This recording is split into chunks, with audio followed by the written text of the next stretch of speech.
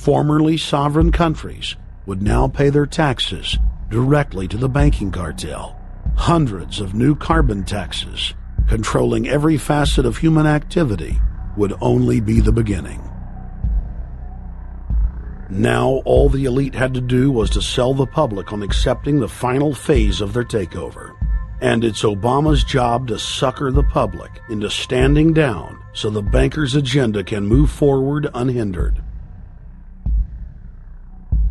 Never before in U.S. history has the media gotten behind a president like they are behind Obama.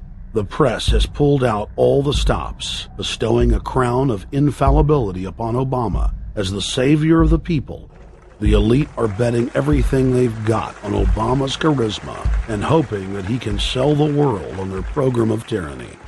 Yes, there have been differences between America and Europe. No doubt there will be differences in the future.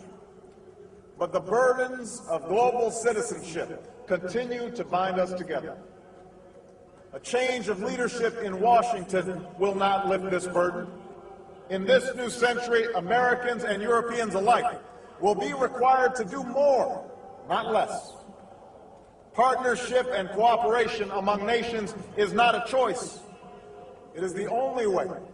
We've got to give them a stake in creating the kind of world order that I think all of us would like to see. In truth, Obama is not simply continuing George W. Bush's policies. He is radically expanding them. I thank President Bush for his service to our nation. This film has documented the painful fact that Barack Obama's agenda is the complete opposite of what he has claimed it to be. Now we will reveal what Barack Obama and his controllers' true agenda is. Number 1. Bring the United States under the complete regulatory control of a private offshore superbank known as the Bank of the World. More than 100 new taxes are now being developed under the umbrella of curbing greenhouse gases. The new taxes will be paid directly to the private bank consortium. At the producer level, taxes will be paid on farm animals' flatulence. At the consumer level, there will be carbon taxes on all forms of meat, beef, poultry, pork, and fish. All cars will be fitted with satellite tracking boxes that will tax driving by the mile. And an added tax will be placed on all fossil fuels, including motor oil and natural gas. All plastic products will have a carbon tax added. Outdoor space heaters and fireplaces are to be taxed. All electricity produced by coal-powered plants will be taxed.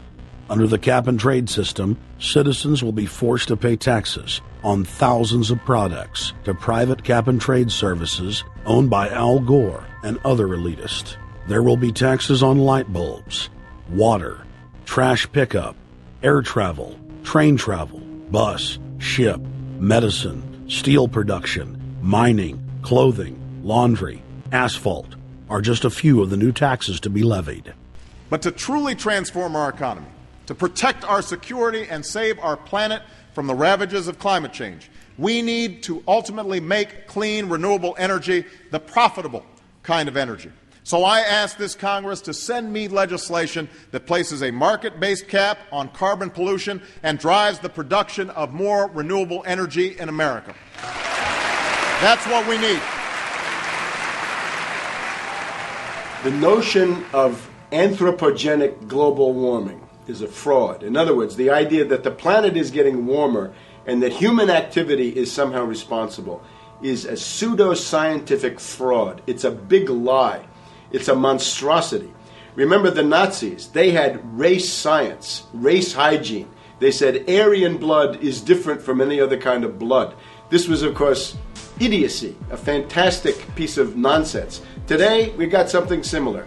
Global warming caused by human activity, and the answer to that is carbon tax plus cap and trade, according to the wishes of Al Gore, Prince Charles, and basically the entire world banking community, the world oligarchy. What they're trying to do with that is to perpetuate the current system where bankers rule the world, financiers rule the world, and the rest of us get the crumbs from the table. But remember, if you try to put on cap and trade and a global warming carbon tax with a idea that you're going to save the polar bears. What you're going to do is destroy human society. You're going to cause genocide on a massive scale. The deaths will be measured in the hundreds of millions and indeed in the billions. Just the idea of global warming means that there'll be no development for Africa, no development for the poorer parts of Southeast Asia, and no world economic recovery of any kind ever in our entire lifetime. So it's important to expose and fight the pseudoscientific fraud of global warming. One more point about this. You don't need a climatologist to know that this stuff is a fraud. I'm a historian.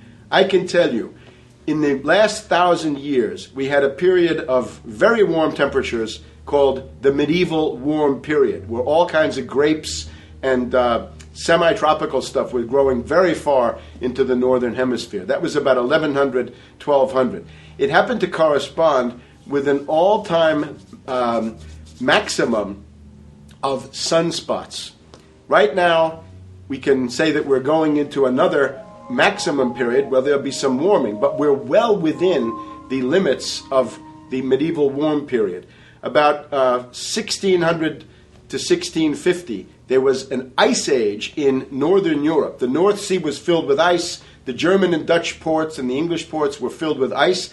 That corresponds to an all-time minimum of sunspot activity, the Spörer minimum and the Maunder minimum. So this has largely got to do with solar activity. We can see that other planets, not just the Earth, are warming slightly as a result of increased solar activity. But we're well within the minimum. So what the oligarchs claim to be an open and shut scientific case is a piece of pseudoscientific nonsense, and it should be rejected.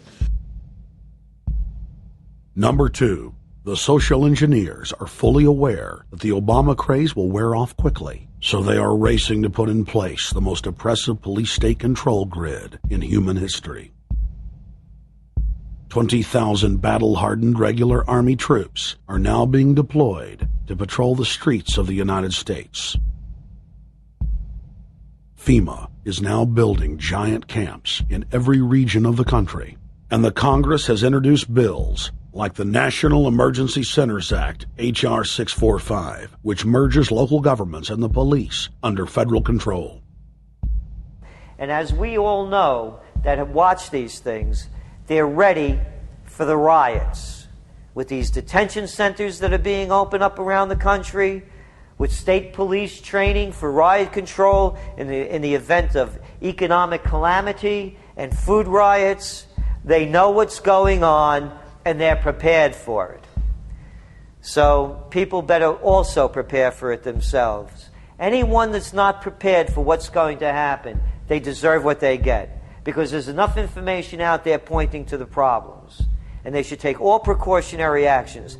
Next, Obama ordered the Defense Department to issue DoD Directive 1404.10, establishing a 1 million-person civilian army under his control.